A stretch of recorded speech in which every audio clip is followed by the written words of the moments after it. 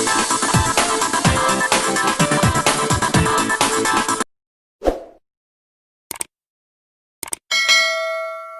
दोस्तों, बहुत बहुत स्वागत है आपका अपने चैनल स्टडी एंड यूट्यूब पर। मेरा नाम अमरीश कुमार। दोस्तों, आज मैं आप लोगों के सामने बायोलॉजी पार्ट 5 नियंत्रण एवं समन्वय के कुछ महत्वपूर्ण टॉपिक जो छूट गया था, मैं आप लोग का आज पूरा करने वाला हूं, जो है मानव मस्तिष्क। दोस्तों, मानव मस्तिष्क से लगभग बोर्ड में 7 नंबर के प्रश्न पूछे जाते हैं। दोस्तों, एक पहला प्रश्न आप लोगों के सामने आता है कि मानव मस्तिष्क का नामांकित चित्र बनाएं।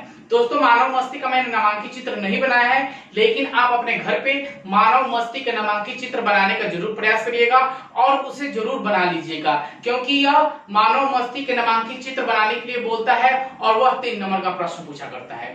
तो दोस्तों, अभी तक इस चैनल पे आप नए हैं या देख रहे हैं तो फटाफट इस चैनल को सब्सक्राइब कर ले, बेल आइकन को प्रेस कर ले, ताकि हमारी आने वाली पहली नोटिफिकेशन आपके पास पहुंच सके। तो चलिए दोस्तों, मैं वीडियो की ओर चलता हूं। मानव मस्तिष्क जो होता है वो बहुत ही ज्यादा क्या होता है, कोमल होता है। इसके नेक्स्ट वीडियो में मैं मानव मस्तिष्क के कुछ महत्वपूर्ण टॉपिक्स जो आप लोगों के सामने में पढ़ाया था और बताया भी था कि मानव मस्तिष्क के बहुत ऐसे भाग होते हैं जो अत्यंत कोमल होते हैं। दोस्तों, मेरा ब्रेन जो है वो बहुत ही ज्यादा क्या है, कोमल है, बिल्कुल कोमल है, क्योंकि इसी ब्रेन के माध्यम से हम अपने सारी क्रिया यानी समन्वय एवं नियंत्रण करते हैं। दोस्तों, नियंत्रण एवं समन्वय जो पार्ट है, हम कोई भी कार्य करते हैं किसके माध्यम से, तो ब्रेन के माध्यम से, यानी कि मस्तिष्क के माध्यम से हम कोई भी कार्य क्रियाकलाप करते हैं। जैसे किसी को देखकर हमें घृणा उत्पन्न होती है, तो क्या घृणा उत्पन्न होना क्या मस्तिष्क का कार्य होता है? यस, बिल्कुल सही बात है कि मस्तिष्क से ही हमें घृणा उत्पत्ति होता है। कि कोई किसी व्यक्ति को देखकर घृणा महसूस करना, यह मस्तिष्क के ऊपर ही डिपेंड करता है। खुशी महसूस करना, यह मस्तिष्क से ही होता है। दुख व्यक्त करना मस्तिष्क से ही होता है। यानी मस्तिष्क से पूरे शरीर का संचालन किससे होता है, तो मस्तिष्क से ही होता है, यानी ब्रेन से ही होता है। तो चलिए, ब्रेन के कितने भागों में बांटा गया है, तो दोस्तों ब्रेन को 3 भागों में बांटा गया है। पहला भाग होता है अग्र मस्तिष्क, दूसरा दोस्तों भाग रखा है मैंने मध्य मस्तिष्क और तीसरा भाग है दोस्तों पार्श्व मस्तिष्क। दोस्तों, 3 भाग को मैंने बताया था इसके नेक्स्ट पहले वीडियो में।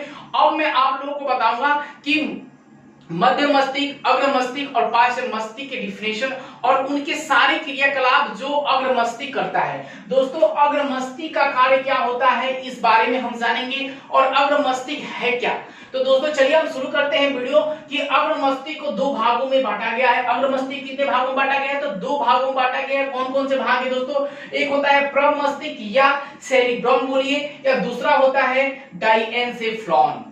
ठीक है दोस्तों, अग्र मस्तिष्क को कितने भागों में बांटा गया है? 2 भागों में बांटा गया है। कौन कौन से?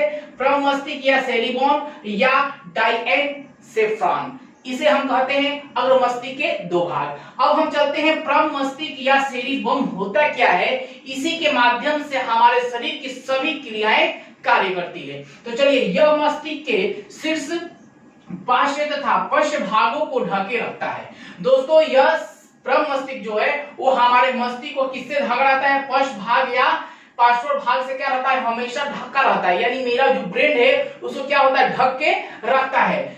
यह मस्तिष्क का सबसे बड़ा भाग प्राय 2/3 हिस्सा है। कितना भाग है दोस्तों? अग्र मस्तिष्क, प्रमस्तिष्क का कितना भाग हिस्सा है, तो याद रखिएगा कि 2/3, यानी 2/3 हिस्सा जो है वो मस्तिष्क से यानी प्रमस्तिष्क का है। ठीक है, उसके बाद प्रमस्तिष्क को गोलार्ध कहते हैं। यानी प्रमस्तिष्क कैसा होता है, तो आपने फुटबॉल देखा है, उसी आकार का गोल होता है, उसे ही हम कहते हैं क्या, प्रमस्तिष्क। प्रमस्तिष्क होता है बिल्कुल फुटबॉल के आकार की तरह क्या होता है, गोल होता है, जिसे हम कहते हैं गोलार्ध। ये भी याद रखिएगा। उसके बाद यह तंत्रिका ऊतकों से बना कार्पस कुलसम नामक रचना के द्वारा एक दूसरे से जुड़े रहते हैं, जो विभिन्न शारीरिक क्रियाओं तथा नियंत्रण एवं समन्वय को कुशलता पूर्वक करते हैं। दोस्तों, यह प्रमस्तिष्क जो है वो हमारे शरीर के सभी क्रियाकलाप को कौन करता है, तो प्रमस्तिष्क करता है। प्रमस्तिष्क के माध्यम से ही हम किसी प्रकार कोई भी कार्य को करने में सक्षम होते हैं।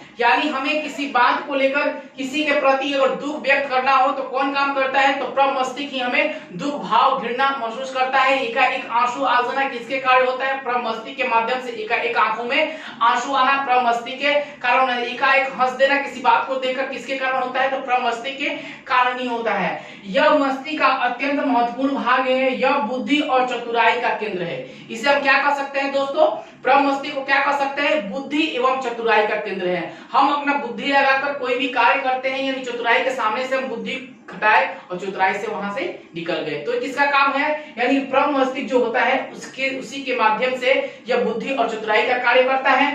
प्रमस्तिष्क मानव के किसी बात को सोचने की क्रिया, समझने की क्रिया, स्मरण करने की क्रिया, किसी भी कार्य को करने के लिए प्रेरणा हुआ, घृणा हुआ, भय हुआ, प्रेम हुआ, हर्ष हुआ, कष्ट हुआ, अनुभव जैसी क्रियाएं को नियंत्रण एवं समन्वय सेरिब्रम या प्रमस्तिष्क द्वारा होता है। दोस्तों यहां तक आप समझ लिए कि हमें कोई भी कार्य को करता कौन है, तो प्रमस्तिष्क करता है। जैसे सोचने की क्रिया, हंसने की क्रिया, बोलने की क्रिया, दुख व्यक्त करना, सुखी व्यक्त करना, प्रेरणा स्रोत, किसी बात को कहना, ये किसके माध्यम से होता है, प्रमस्तिष्क के माध्यम से होता है। ठीक है, उसके बाद नियंत्रण और समन्वय सेरिब्रम द्वारा ही होता है। जिस व्यक्ति में लाइगस, याद रखिएगा दोस्तों, एक बात यहाँ निकला के आया कि गाइरस क्या है, तो गाइरस एक क्या है, हमारे शरीर में, ब्रेन में एक गाइरस पाया जाता है जो लिक्विड का आकार का होता है। जिसके अंदर यह लिक्विड कम होता है वह मंद बुद्धि का हो जाता है। जैसे कि हम कहते हैं ना कि ये बच्चा बहुत तेज है, ये बच्चा बहुत मंद बुद्धि का है, तो किसके कारण होता है, तो गाइरस के माध्यम के द्वारा ही होता है। जिसमें गाइरस रस जो कम होता है वो मंद बुद्धि का हो जाता है, और गाइरस रस जिसमें अधिक होता है वह बच्चा क्या होता है, बहुत तेज होता है। गाइरस और सर्कस कम विकसित होते हैं, वह व्यक्ति मंद बुद्धि का हो जाता है। तो यहां तक आपने समझा। उसके बाद में आप लोगों को बताऊंगा ना कि मध्य मस्तिष्क होता क्या है और पार्श्व मस्तिष्क होता क्या है, और मध्य मस्तिष्क और पार्श्व मस्तिष्क का कार्य क्या है। अब चलिए मैं आप लोगों को वो भी क्रिया बता देता हूं कि मध्य मस्तिष्क और पार्श्व मस्तिष्क। डाइफ्लेक्सान क्या होता है, इसके बारे में हम जानते हैं कि डाइएन्सेफालन क्या होता है, तो यह अग्र मस्तिष्क का यह भाग प्रम मस्तिष्क गोलार्धों के द्वारा ढका होता है। यह कम या अधिक ताप के आभार तथा दर्द और रोने जैसी क्रियाओं का नियंत्रण करता है। दोस्तों आप लोग को बताया कि अग्र मस्तिष्क जो होता है, यानी कि प्रम मस्तिष्क में अग्र मस्तिष्क जो होता है वह क्या करता है कि हमें हर क्रियाओं को नियंत्रण करता है। जैसे कि एकाएक बोलने की क्रिया, स्मरण करने की क्रिया, सोचने की क्रिया, बोलने की क्रिया। अब उसमें एक और चीज आता है कि डाइएन्सेफालन क्या करता है, तो डाइफ्लेक्सान क्या करता है कि दर्द और रोने जैसी क्रियाओं को उत्पत्ति करता है। कौन करता है, तो याद रखिएगा डाइएन्सेफालन जो होता है वह रोने की क्रिया और दर्द की क्रिया उत्पन्न करता है। ठीक है, उसके बाद होता है कि मध्य मस्तिष्क होता क्या है, और मध्य मस्तिष्क के बारे में जानते हैं कि यह मध्य मस्तिष्क स्टेम ब्रेन, यानी कि ब्रेन स्टेम है। क्या है इसका नाम, ब्रेन स्टेम, या इससे बोल सकते हैं ब्रेन स्टेम, यानी कि मस्तिष्क स्टेम है। यह ऊपरी भाग है का, क्या है, ऊपरी भाग है। इनमें अनेक तंत्रिकाओं, कोशिकाओं, केंद्रिका कई समूहों में उपस्थित होते हैं। इनमें संतुलन एवं आंख की पेशियों को नियंत्रण करने की केंद्र है। ठीक है, अब देखिए अग्र क्या होता है, मध्य मस्तिष्क जो होता है वो हमारे आंखों के लिए वो बहुत ही लाभदायक होता है, क्योंकि हमें सर में दर्द होता है, किसकी वजह से होता है, तो आंख की वजह से होता है। वह क्रिया कहाँ होती है, कुछ ना कुछ कमी हो जाती है मध्य मस्तिष्क में, जिसके कारण क्या होता है, हमें आंख की रोशनी चली जाती है, या आंख से हमें कम दिखाई देता है, दूरी कम हो जाती है, नजदीकी कम हो जाती है, सर में बहुत दर्द होता है। तो किसके कारण होता है, तो मध्य मस्तिष्क के कारण होता है। तो हमें क्या करना चाहिए, डॉक्टर से दिखा लेना चाहिए। डॉक्टर जब बोलता है कि अग्र मस्तिष्क में थोड़ी सी प्रॉब्लम हो गई है, तो हमें दवा लेते हैं, और लेने के बाद क्या होता है कि हमारा संतुलन जो शरीर का है, नियंत्रण एवं समन्वय जो है वह संतुलित हो जाता है। उसके बाद लास्ट आखिरी पॉइंट है कि पश्चिम मस्तिष्क होता क्या है। ठीक है, तो याद रखिएगा कि पृष्ठ भाग में अनुमस्तिष्क या सेरिबेलम एवं उधर भाग में मस्तिष्क स्टेम मिलकर पार्श्व भाग बनाते हैं, जिसे हम कहते हैं पार्श्व मस्तिष्क। दोस्तों अगर मेरी वीडियो आप लोगों को अच्छी लगी हो तो एक लाइक बटन को दबाइएगा, ज्यादा अपने दोस्तों में शेयर करिएगा। धन्यवाद।